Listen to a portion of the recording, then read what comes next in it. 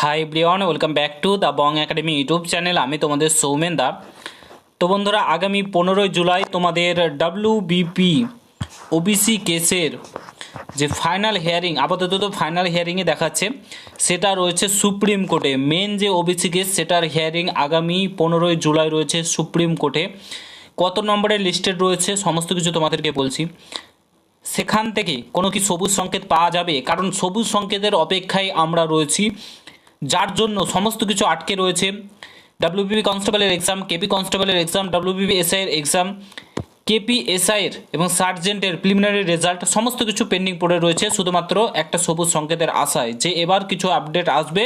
তারপরে এক্সামগুলো কিন্তু WBPRB board তথা ডাব্লিউবিপিএসসি বোর্ড সমস্ত এক্সাম কন্ডাক্ট করবে। তো 15 জুলাই কি কোনো সবুজ সংকেত আসতে চলেছে? ভালো কিছু আপডেট উঠে আসবে না? তোমাদের যে 140টি যে লিস্ট তালিকা তৈরি করেছে রাজ্য সরকার, সেটা বাতিল হতে চলেছে। 140টি যে ওবিসি লিস্ট তৈরি করেছে রাজ্য সরকার, এবং কলকাতা হাইকোর্ট যেটাকে বাতিল করে দিয়েছে, সুপ্রিম কোর্টও কি সেম করবে, বাতিল করে দেবে? সমস্তটাই তোমাদেরকে বলছি, পুরো ভিডিওটা দেখার চেষ্টা করবে। চ্যানেলে যদি নতুন হও অবশ্যই চ্যানেলটাকে সাবস্ক্রাইব করে পাশে থাকা বেল আইকনটাকে প্রেস করে দেবে। যখনই আমি নতুন ভিডিও আপলোড করব তার আপডেট সর্বপ্রথম পেতে অতি অবশ্যই চ্যানেলটাকে সাবস্ক্রাইব করে দেবে। যাওয়ার আগে তোমরা যারা যারা বিভিন্ন এক্সামের জন্য প্রস্তুতি নিচ্ছ, বিশেষ করে ডাব্লিউবিপি কনস্টেবল, কেপি কনস্টেবল কিংবা WBP SI, KP SI, group C, group D, NTPC, তাছাড়াও তোমরা ডাব্লিউবি এসএসসি যে কোনো এক্সামের জন্য প্রস্তুতি নাও না কেন, তোমাকে অতি অবশ্যই মক টেস্ট দিতে হবে। মক টেস্ট না দিলে তুমি বাকিদের থেকে অনেকটাই পিছিয়ে থেকে যাবে। মক টেস্ট দিলে কি হয়, তোমার যে দুর্বল জায়গা, তুমি ম্যাথে দুর্বল কিংবা ইংলিশে দুর্বল কিংবা জিকেতে দুর্বল, যে কোনো বিষয়ে দুর্বল হও না কেন সেটাকে খুঁজে বার করতে পারো। তার উপর কাজ করলে অনেকটাই ইম্প্রুভ করলে তুমি চাকরির দোরগোড়ায় কিন্তু পৌঁছে যায়।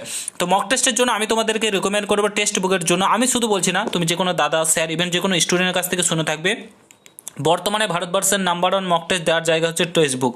তো টেক্সট বুকে ফিউচার অফিসার স্পেশাল সেল চলছে, যেটা yearly text book pass pro 1799 টাকার পাস প্রো মাত্র 571 টাকায় পেয়ে যাবে। আর yearly text book pass pro max যেটা রয়েছে 1999 টাকারটা 703 টাকায় কিন্তু তোমরা পেয়ে যাবে। বং10 কুপন কোডটা যদি ইউজ করো তাহলে কিন্তু তোমরা আরও 12% ডিসকাউন্ট কিন্তু তোমরা পেয়ে যাবে।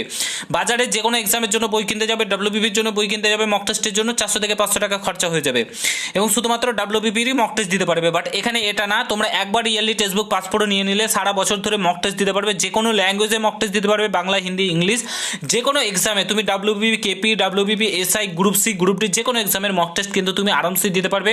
প্রিভিয়াস ইয়ার কোশ্চেন পেয়ে যাবে, ডাউট সলভিং ক্লাস কিন্তু পেয়ে যাবে। তো অবশ্যই নিয়ে নাও, ভিডিও ডেসক্রিপশন বক্সে লিঙ্ক দেওয়া রয়েছে। আর বং10 কুপন কোডটা ইউজ করতে একদমই ভুলো না, তো নিয়ে নাও, ভিডিও ডেসক্রিপশন বক্সে লিঙ্ক দেওয়া রয়েছে। তো অন স্ক্রিন তোমরা দেখতে পাচ্ছ, তো তোমাদের কেসটা দেখতে পাচ্ছ 15 জুলাই, 15/7/2025 লিস্টেড রয়েছে, ঠিক আছে। এবং সিরিয়াল নম্বর কততে রয়েছে? 14 নম্বর সিরিয়ালে কিন্তু তোমাদের কেসটা লিস্টেড রয়েছে, ডাব্লিউবিপি ওবিসি কেস। এবং এর সঙ্গে আর একটা কেস আই থিঙ্ক দেখলাম এসএলপি করেছে, যেটা হচ্ছে 140টি যে জাতিকে নিয়ে ওবিসি নতুন লিস্ট তৈরি করেছিল, সেটা নিয়ে আবারও সুপ্রিম কোর্টে গেছে রাজ্য সরকার, সেটা নিয়ে আবার এসএলপি করেছে।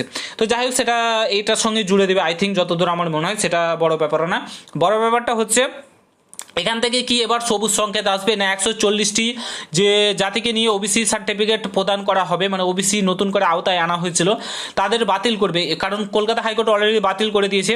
ফার্স্ট অফ অল বলে রাখি, যতদূর মনে হচ্ছে যেহেতু কলকাতা হাইকোর্ট বাতিল করে দিয়েছে এবং কোনো সার্ভে ছাড়াই 140টি জাতিকে ওবিসির অন্তর্ভুক্ত করা হয়েছিল কোনো সার্ভে ছাড়াই, সেহেতু তোমার মনে হয় না যে ওবিসি, তোমাদের যে ওবিসির যে নতুন লিস্ট সেটা থাকবে, ওবিসির নতুন লিস্ট বাদ হবে। শেষমেশ আমি একটা কথা বলছি, স্পষ্ট বার্তা, কে কি মনে করবে না করবে আমি জানি না, তবে স্পষ্ট একটা বার্তা দিচ্ছি, সেটা হচ্ছে তোমার দেখবে 2010 সালের আগে যে ওবিসির লিস্টটা ছিল সেই অনুযায়ী নিয়োগ প্রক্রিয়া সমস্ত কিছু করতে হবে, বাদ বাকি সমস্ত কিছু বাদ যাবে।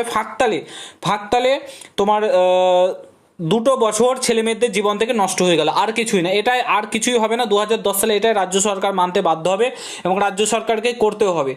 এবং তোমাদের জীবন থেকে 2 বছর নষ্ট হলো, এটাই, আর কিছুই না, ঠিক আছে। নাহলে এতদিনে 2টা রিকমেন্ড তোমরা পেতে, এটার পরে 2টো রিকমেন্ড তোমরা পেতে, নিয়োগ প্রক্রিয়া পেতে, অনেক কিছুই তোমরা পেতে, অনেকেই চাকরি পেয়ে যেতে, সফলতা পেতে, তোমরা বাবা মায়ের স্বপ্ন পূরণ হতো।